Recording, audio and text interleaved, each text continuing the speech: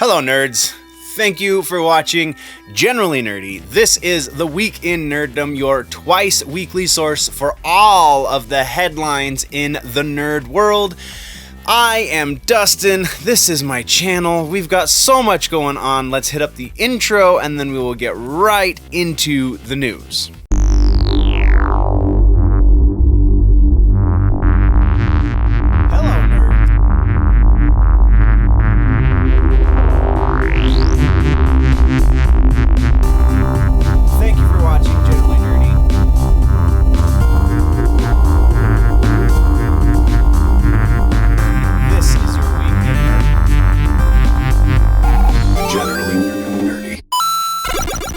So kicking things off today with music news is actually going to be pretty quick because basically all we're talking about is individual songs that have been released or videos have been made for them.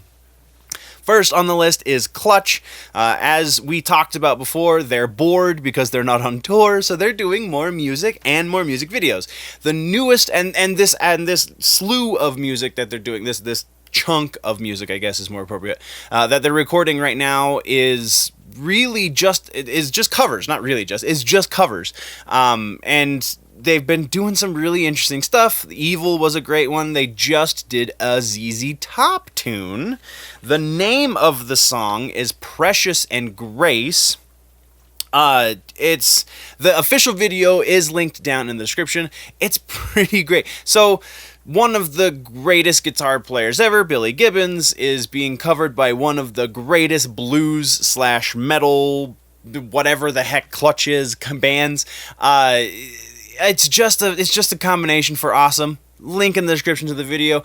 Go check it out. You owe it to yourself. Even if you're not into heavy stuff, because I know we usually talk about heavy stuff on the channel, but even if you're not really into the heavy stuff, this is just... Clutch is a band that everybody can like, and this is a song that they do expertly. So I'm really digging this Vault series, I think is what they're calling it. I can't remember right now, but I'm pretty sure that's what it is.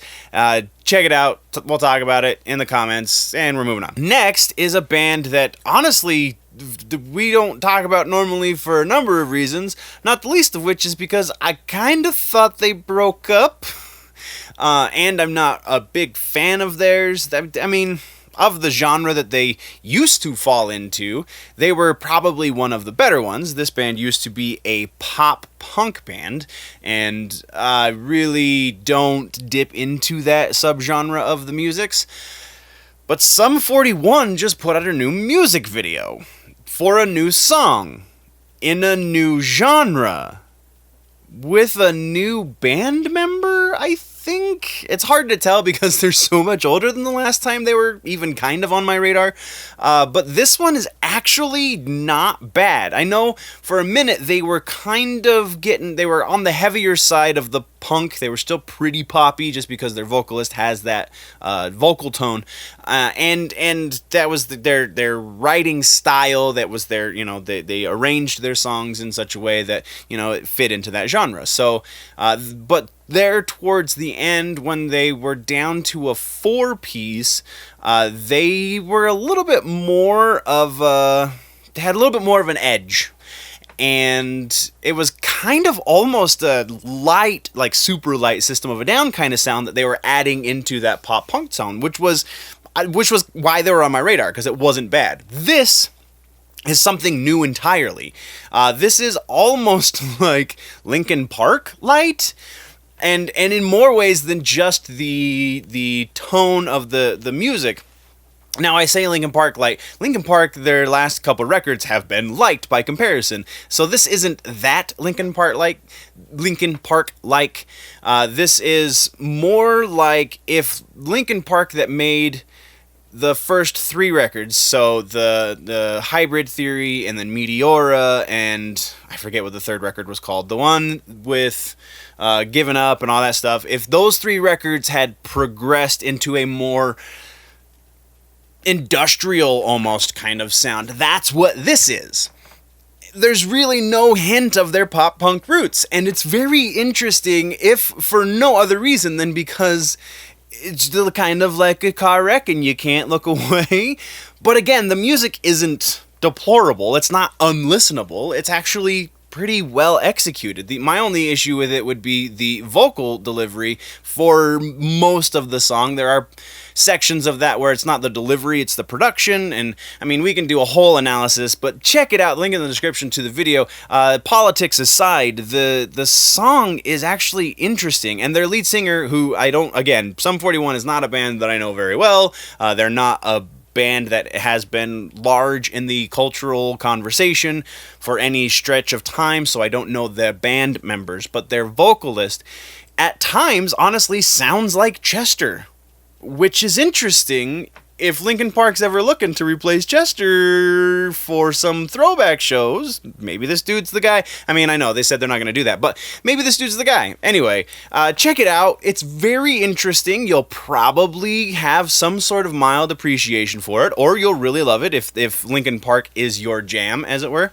But yeah, interesting piece. Moving on. So the next piece really is not news. It's just a funny thing I found while I was looking for the news. It's actually a little over a month old at this point. Month and a half old at this point. It's called A Song of Vanilla Ice and Fire. It's Ice Ice Baby. Some of the lyrics have been changed slightly, and it's all using footage from Game of Thrones, and they take like when Jimmy Fallon raps the news, when Jimmy Fallon does the news raps where he takes like very snippets of words and then puts them together so that they're saying rap songs, so that they're rapping effectively. That's what this is, and it's hilarious. The little bit of word changes make it more appropriate for Game of Thrones and just add to the comedy, so definitely go check it out. Again, link in the description. I couldn't watch that. I've seriously, Anyway, I'm going to just start gushing and rambling, so we're moving on. And we're moving on to our last piece of music news. This has to do with Limp Bizkit. I don't care what that does to my credibility, because I like Limp Bizkit. I can't stand Fred Durst. I think he's a little bit of a crybaby and not the greatest lyricist in the world, but for whatever reason, they still hold a dear place in my heart. I think Sam Rivers is one of the greatest bass players, and Wes Borland is one of the greatest guitar players to have come out of the last 2 decades, so there's that, putting that out on the table. But we're not here to justify my appreciation for Limp Bizkit. We are here to talk about new music for Limp Bizkit. That's right, officially, now, finally, we have seen that it exists. It is no longer just speculation. This Stampede of the Disco Elephants record, which is supposed to be their new record, which is also supposed to be out by the end of this year, up until this point has just been speculation. This has been their Chinese democracy for all intents and purposes, because they were signed to Young Money for a second, and that was when they were supposed to put it out, but they did a song while on Young Money. They put out a song while on Young Money, and that kind of dissolved really, really quick, and now I'm pretty sure they're independent, maybe? And that is kind of irrelevant, because we actually have a proper song from the record. I'm sure the record they did with Lil Wayne, or the song they did with Lil Wayne, will end up on the record, but it was, I don't know, it wasn't really a Limp Bizkit song in so much as it was a Limp Bizkit feature song. And if you've listened to their last three records, then you know there is a difference between And Together Now and Rollin', say. Anyway, so new song is called Wasteoid. The only footage that I've been able to find has been fan shot footage, so the audio isn't the greatest, but it's actually not terrible, so you can still hear it. It's like 7.5 minutes long, because they're really just riffing on what seems to be the verse section of the song. There's a little chorus bit in there too, perhaps, but no real structure is given to this, because they're just using it as a hype piece for the crowd at the show. And this sounds like the Limp Bizkit that came from Significant Other and Chocolate Starfish. It's still that kind of sound, a little Golden Cobra thrown in there, but it's I feel like Wes is still trying to push more for that $3 bill and Unquestionable Truth sound. You'll see what I mean when you listen to it. Go check it out. Let's have a conversation. Two things on this one.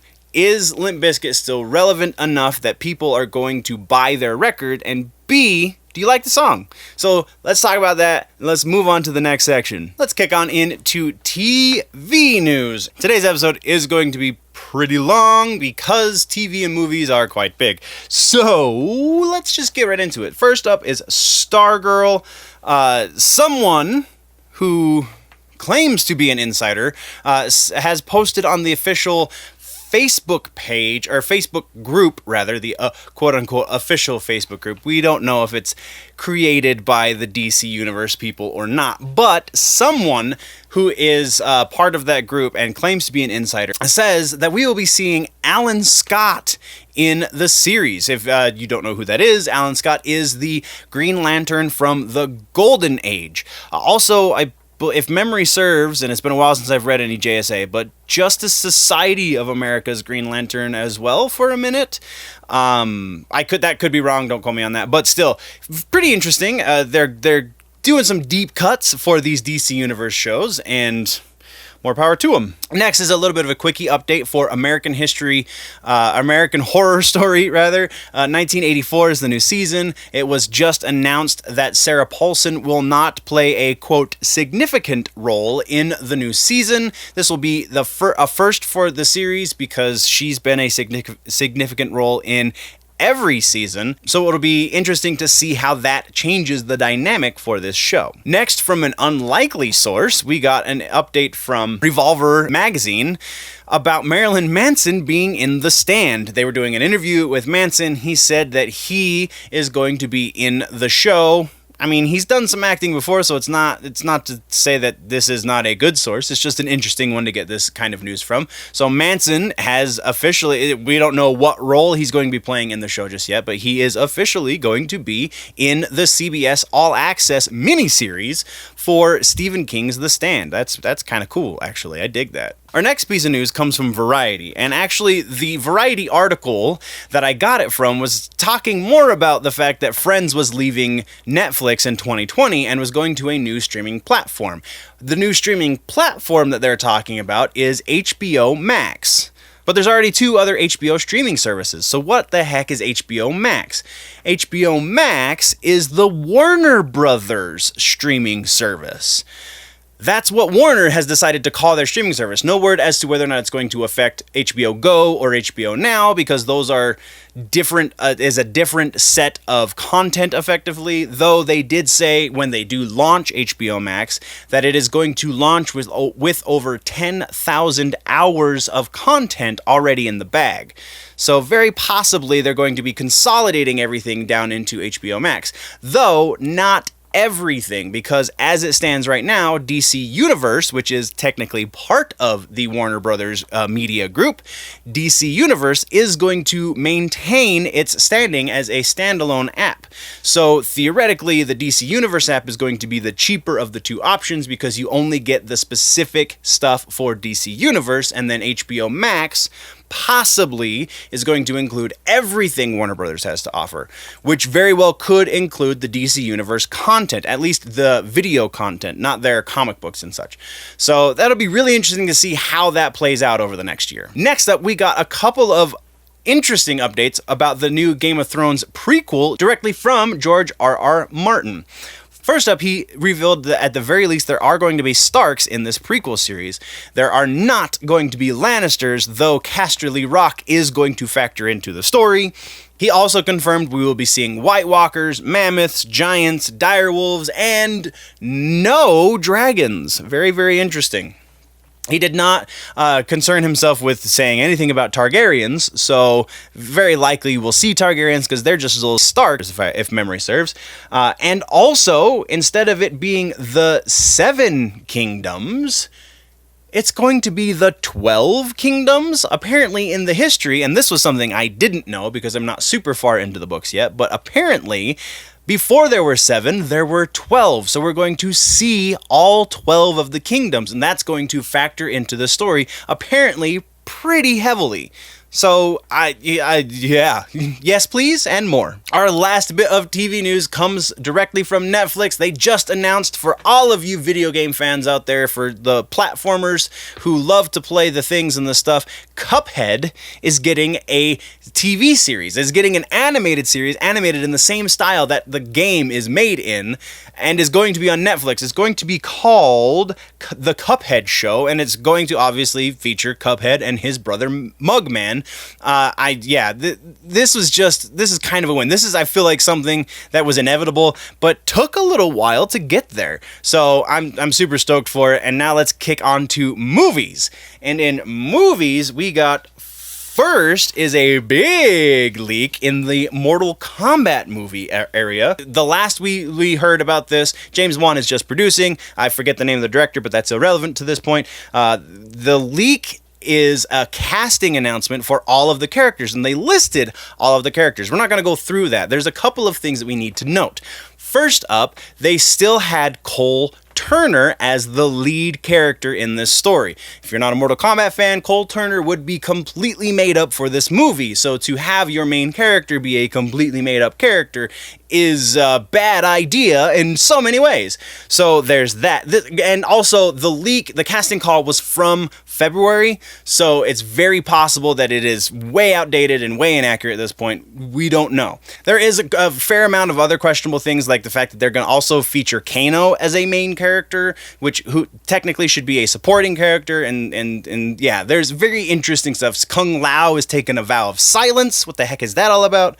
And when asked about this on Twitter, Greg Russo, the screenwriter, said one word and one word only, leaving it pretty cryptic. All he said was inaccurate. That's all we got. But we also got an official announcement for the movie that Joe Taslim has been officially cast as Sub-Zero. Taslim is probably best known for his role in the Raid. It's the second Raid movie, Raid Redemption. I haven't seen either of the Raid movies, so I don't know exactly where he falls in that, but he is going to be our Sub-Zero for the show. And now let's kick on to more news. Next up is a sequel to The Big Lebowski. That's right, you heard me, a sequel to The Big Lebowski. John Turturro, I said it right, is making a sequel called Jesus Rolls. So it's going to focus on the bowling guy, don't mess with the Jesus, that guy. It's going to be focusing on him and three of his compatriots. So what else needs to be said? It's a sequel to The Big Lebowski with original cast members. We're going to see it. That's just the thing that's going to happen. Next, remember that Chris Rock Saw reboot that we talked about that is apparently going to star Chris Rock? Well, he's at least going to be support. I don't know if there's not enough known about the plot for us to say he's going to be starring. Well, apparently, Samuel L. Jackson just signed on to be Chris Rock's dad. Yeah, this is happening, people. This is the way this is going, and I'm so intrigued by this news. Next is a real quickie. We got the Mulan trailer over the last few days, since the 4th, I believe. Just wanted to bring it up. If you haven't seen it, go watch it. I wasn't a huge fan of the original, so I'm not going to be the definitive source for what's different in this, but it is pretty interesting. I really do like the visual style and all that, so go check it out. Let's have a conversation about this in the comments. What do you think about the Mulan trailer? And then our final piece of movie news has to do with the Halloween movies. Yes, I said movies. It seems, the rumor has it, that, at least according to Bloody Disgusting, that director David Gordon Green, who gave us the reboot that he and Danny McBride and others worked on last year, that they're going to be filming 2 sequels to that, which would kind of be Halloween 3 and 4 all over again.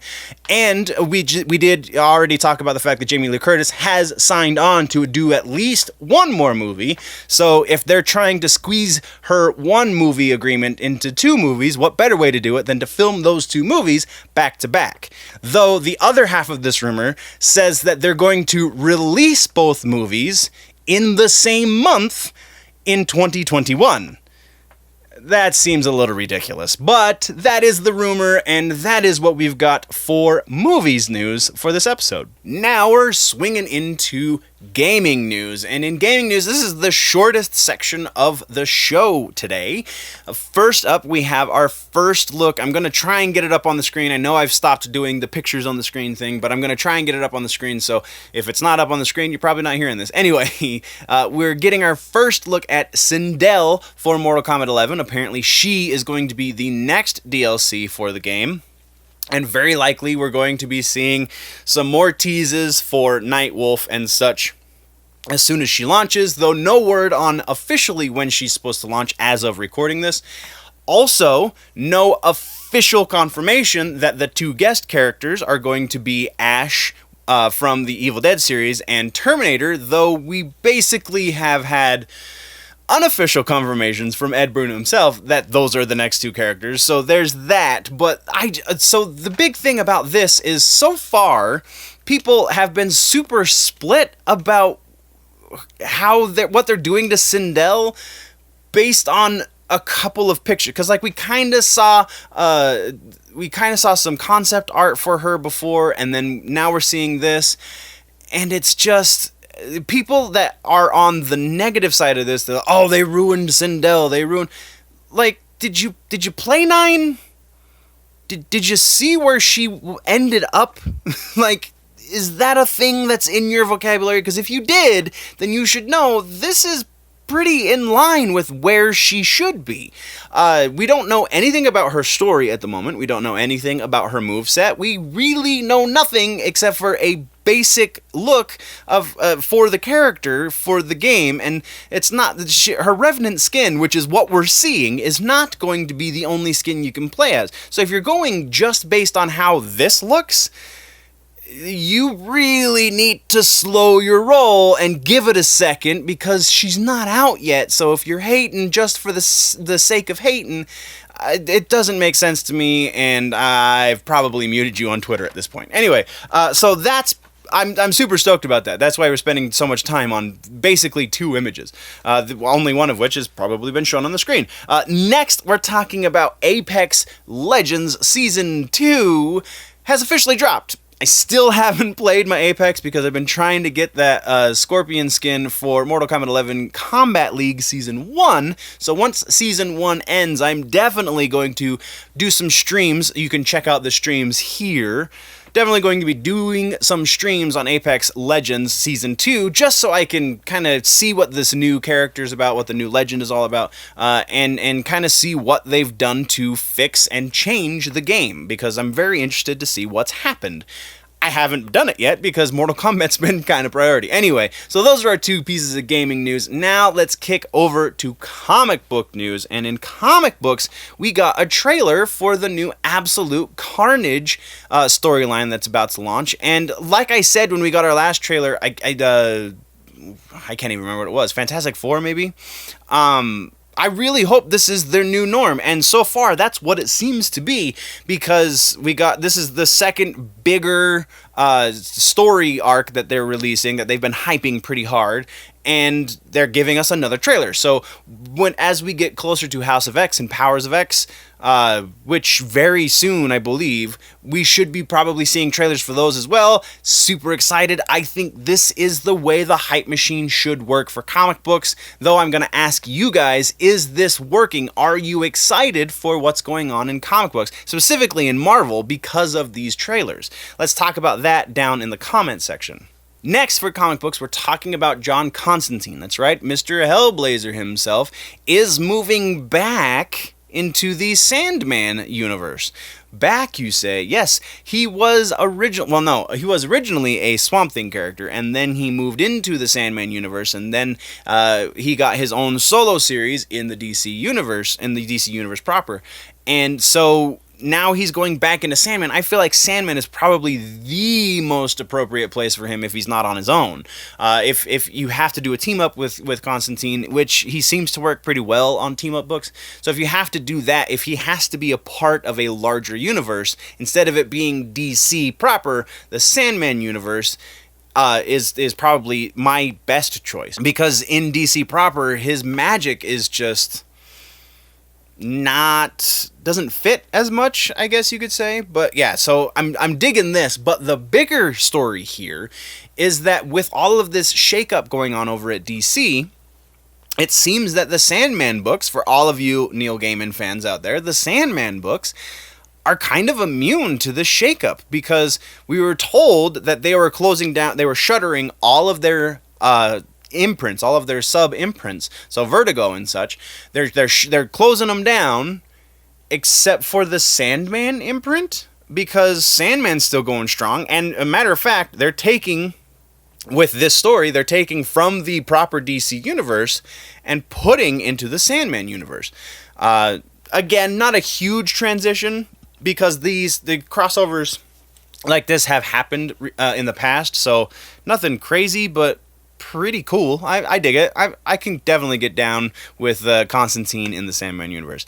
And then our last piece of news for this entire episode has to do with the Teenage Mutant Ninja Turtles. Teenage Mutant Ninja Turtles, if you have not been reading, recently got rebooted. We talked about it on the show. This was quite a few months ago. I think it was about 2 or 3 months ago now.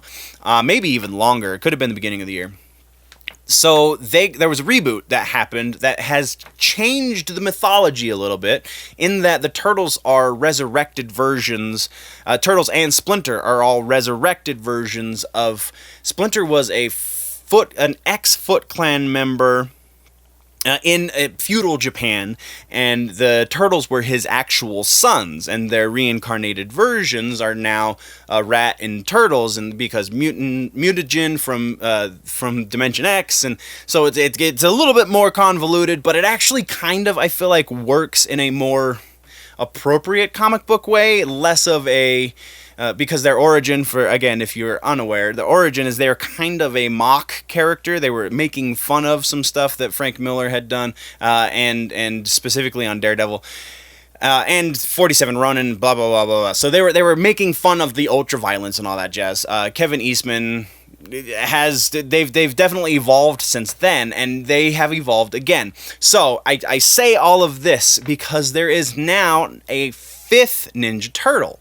It is a girl Ninja Turtle, and no, it is not the same one from the live-action TV show. I feel like everybody is very, very consciously trying to forget that happened. I can't even remember her name from the TV show now, but it was bad. She was magic and things, whatever. So, so now they have what's her name? Janica. Yeah.